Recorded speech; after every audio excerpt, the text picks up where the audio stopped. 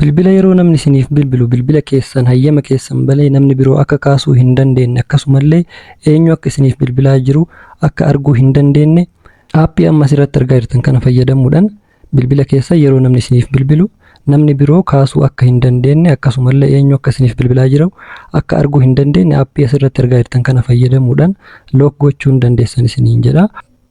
Aappii kana salphumatti Play Store irraa argachuu ni dandeessan isiniin jedha. Akkaataa itti buufattan isinitti agarsiisa. Nageenya isin dagannee ashamaa harka fuunee jirtu kabajamtootaaf jaalatamtoota hordoftoota YouTube channel Abbush Mobile Apptu warroonni gara channel kana yeroo jalqabaatiif dhuftan subscribe gochuudhaan akka nu jajjabeessitan abdii isinirraa qabna. Warroonni maatii taatan immoo like share gochuu hin dagatinaa. Gara barnoota keenyatti isin dabarsa.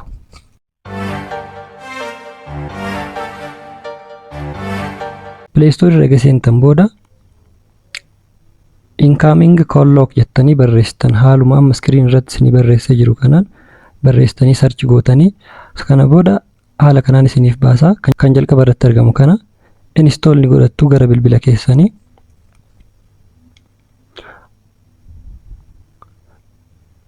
Achi booda haala kanaan erga bu'ee booda open gootanii gara keessanii seentu.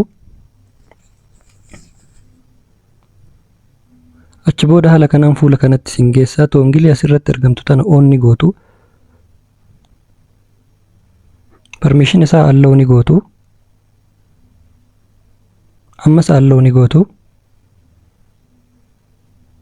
Achi booda as keessatti aappicha amma buufne kana as keessatti barbaadanii toongilii isaa ibsitaniif jechuudha. Haala kanaan toongilii tana on irratti deeffattu. Achi booda haala kanaan as keessatti filannoo isiniif kenna. Pattern ni jira, pin ni jira, password, finger lock jedhee jira. Isin ka barbaadaniin keessaa filattanii hidhachuu ni dandeessan jechuudha. Anama pin dhaan hidhee isinitti agarsiisu. Pin irra erga tuqattan booda enter your 4 digit pin code jedha. Digitii 4 itti galfattan jechuudha. Digitii 4 lakkoofsa barbaadan itti galfattu. Anama duwwaa 2 itti galchu.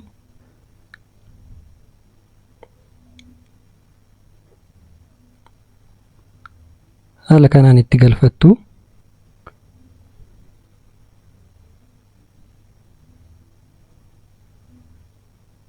Haala kanaan itti galchitanii yoo jettan haala kanaan confirm isiniif godhee right isiniif godha.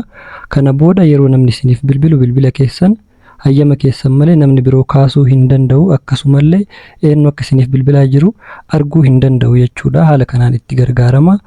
Kana booda yeroo namni isiniif bilbilu haala amma argaa jirtan kanaan lock ta'ee nama isiniif bilbilaa jiru namni biroo arguu hin danda'u jechuudha. Akkasumallee kaasuu hin danda'u.